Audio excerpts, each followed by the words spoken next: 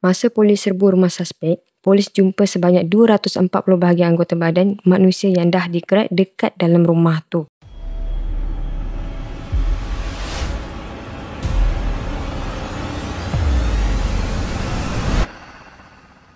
Hai guys, King kembali lagi dengan story yang menarik, misteri dan seram. Jadi story hari ini berkaitan tentang seorang lelaki yang jadikan Twitter ni sebagai tempat pembunuhan. Dia guna Twitter untuk cari orang yang dah putus asa dengan kehidupan diorang lah. Kononnya nak jadi peneman untuk mati bersama. Dalam perbualan dia dengan mangsa tu pula, dia akan guna ayat-ayat manis dia untuk buat mangsa tu rasa selesa nak berborak dengan dia. Kalau kau rasa dunia ni berat, tak apa, aku ada je untuk kau. Macam tu lah. So mangsa-mangsa yang luar dekat dia tu rasa macam difahami lah. Ada juga manusia yang faham derita aku ni, ibarat macam tu lah. Tapi tanpa diorang sedar, itu cuma perangkap dia je. Selepas mangsa-mangsa yang jumpa dengan dia ni, semuanya hilang satu persatu. Sampailah satu hari tu, terjadi satu hal yang di luar jangkaan dia.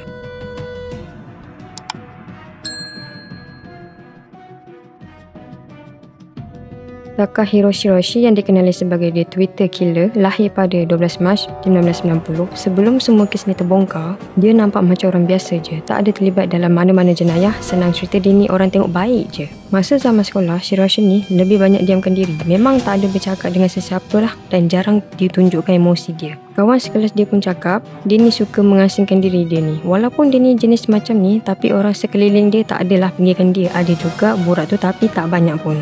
Lepas tu, Shiroshi dengan member dia ni ada hobi pelik tau. Diorang suka cekik leher sesama sendiri sampai salah seorang tu akan pengsan. Bila dah tamat persekolahan, Shiroshi kerja sebagai pekerja sambilan dekat pasaraya sebelum kes pembunuhan tu terbongkar. Dia pun tak ada kerja tetap lagi, jadi dia lebih banyak habiskan masa bekerja dekat tempat tu je. Walaupun kerja dekat pasaraya, kehidupan dia sama macam zaman persekolahan dia. Jenis diam dan tak banyak bergaul dengan orang lah. Tapi ada juga beberapa artikel yang kata Shiroshi pernah kerja sebagai orang yang rekrut pelacur. Jadi, dia akan cari perempuan yang terdesak dekat media sosial macam ada masalah kewangan lah, dan dia akan tawarkan kerja atau bantuan dekat dorang. Tapi sebenarnya, dia buat macam tu untuk tarik dorang masuk dalam dunia pelacuran. Tapi ada mangsa yang dia jumpa memang dah terlibat dalam benda tu. Ada juga yang tengah down dan dia ambil kesempatan untuk terima tawaran tu. Tapi dia kerja tak lama pun selepas dia kena tahan dengan polis atas pertuduhan melakukan pemerdagan seks. Selepas 5 bulan kemudian, dia terus pindah ke sebuah apartmen yang terletak di Bandar Zamah. Jadi bermula di sinilah dia gunakan tempat tu sebagai perangkap untuk mangsa-mangsa dia. Dia teruskan aktiviti dia melalui Twitter, cari orang yang terdesak dan ajak diorang datang ke apartmen dia dengan janji nak bantu atau jadi peneman diorang lah. Tapi sebaik je mangsa sampai, semuanya berubah jadi pembunuhan brutal dekat apartmen tu.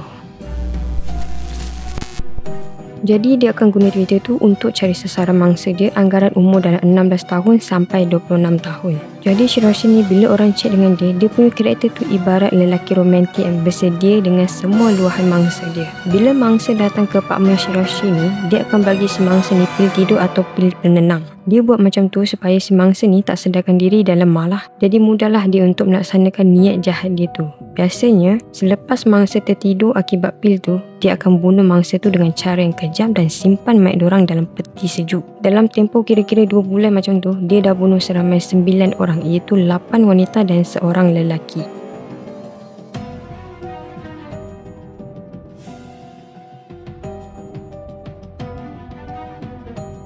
Kegiatan Shiroshi akhirnya terbongkar selepas ada salah seorang dari ahli keluarga mangsa hilang ni berjaya dapat maklumat tentang Shiroshi dari seorang perempuan yang pernah jumpa dengan Shiroshi atas tawaran dia. Jadi dengan kerjasama perempuan tu, polis pun aturkan pertemuan dia dengan Shiroshi. Lepas diorang berdua berjumpa, polis terus serbu apartmen Shiroshi sebelum dia sempat buat apa-apa dekat perempuan tu. Waktu ni lah, polis jumpa ke semua anggota badan mangsa yang hilang tu dalam peti sejuk yang berbeza. Lepas dia soal siasat tu, Shiroshi pun tunjuklah peti sejuk yang disimpan anggota badan mangsa dia. Korang bayangkan dalam apartmen tu ada 9 anggota badan manusia yang dah dikerat-kerat. Bila masuk tu memang busuk sangat dalam tu. Bila buka je peti sejuk tu, tersusun kepala, tangan dengan bahagian-bahagian lain dalam tu. Ada juga yang dia buang dalam tong sampah. Lepas dari kes pembunuhan tu, pihak Twitter pun menghalang sebarang tweet berkaitan kemahuan untuk bunuh diri sebab tak nak tragedi tu berlaku lagi. Pada Disember 2020, Shiroshi pun mengaku bersalah terhadap semua pertuduhan yang dikenakan terhadap dia dan dijatuhi hukuman mati oleh juri mahkamah. Sebelum tu, dia ada juga buat permohonan maaf dekat ahli keluarga mangsa. Kes ni buat ramai orang sedar yang masalah mental bukan benda main-main. Ramai mangsa dia sebenarnya tengah struggle, tapi itulah tak tahu nak cari bantuan kat mana. Bila silap dapat bantuan, inilah jadinya kena bunuh dengan kejam. Okeylah guys, cukup sampai sini je story hari ni. Macam biasalah, yang belum subscribe boleh subscribe sekarang dan jumpa lagi kita di video akan datang. Bye bye. Assalamualaikum.